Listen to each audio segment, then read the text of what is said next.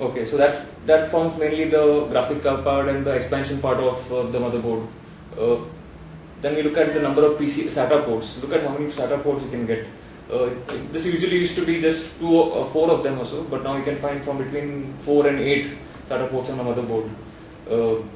Then you also have the old PATA connectors and sometimes in some cases floppy drive connector. In this board I don't think there's any.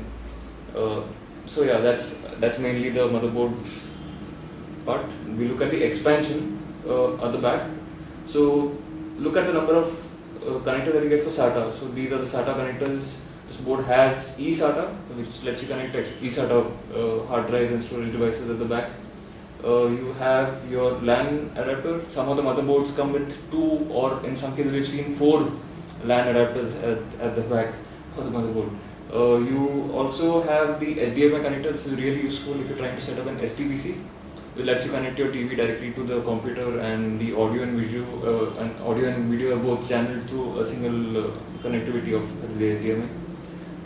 If you're using PS2 keyboard and mice, then you'd want to be a little careful because most of the motherboards these days will either come with only a single PS2 port for the keyboard or the mouse, or in some cases you'll find no PS2 keyboard or mouse inputs over there. So you need to look out for that. Optical audio is standard these days, and so are the onboard sound and LAN. So that's mainly it. We'll look at a slightly different motherboard now. This is the DFI LAN Party. It's an X58 board. It's a really high-end enthusiast level board. And it's a larger package also. You can see what's in it. As you can see, the package is quite impressive. They've given a lot of stuff, and that includes a separate LAN card module over here. There's an extra heatsink that's been given. I'll just quickly open this board.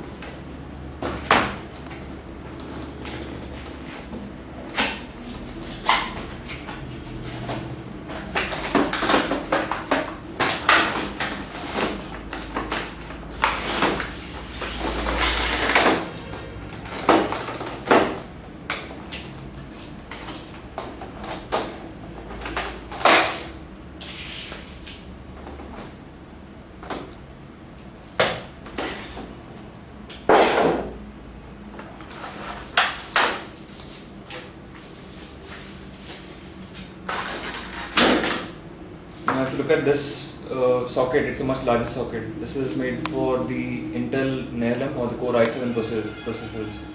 So it's a lot larger than the LG A775 socket. The newer Core i5s aren't going to fit on this. There are new boards on the way. The chipset is called the P55. There'll be a slightly smaller version of this, and they'll be made for the mainstream audience and customers. This is a slightly high-end board. But you'll see that clearly there's a big difference between the board we just saw before. And you'll see that there's so much of metal in here that's all for cooling. So there's a single heat pipe which runs from the top right below the heatsink and connects this heatsink for the south bridge. And this is done to keep the motherboard cool, and it's a motherboard that overclockers will use to go to crazy speeds. And it's not something that you need for everyday use, but if you're an overclocker and you want highest performance and you want to push your processor to the limit, then you want to use a board like this one. You'll also see that they've used all kinds of colorful slots to make it look all fun and stuff. You'll also find that this has 6 DDR3 RAM slots, therefore tri-channel. You'll find, like I was saying, the Pci Express X4 slot and the 3 Pci Express X16 slots, the green one on top, the long yellow, and the long green one over here. These two are the older PCI slots. And the number of SATA ports that you see at the back, there's around 8 of them over here. So you have 8 SATA ports over here, and 2 LAN ports at the back, and some 6 USB ports along with the firewire. And in boards like this, you'll find things like this, which let you attach the heatsink to the back of the motherboard or to the front over here and have even better cooling. Because the audio solution on the board itself isn't so great, some of the manufacturers provide a module like this which connects to the motherboard and gives you a slightly better sound quality output and performance. So this is what you pay for. So a board like the 785 that you saw might be priced around 6,500 rupees. A board like this can be well over 15,000 or 20,000 rupees.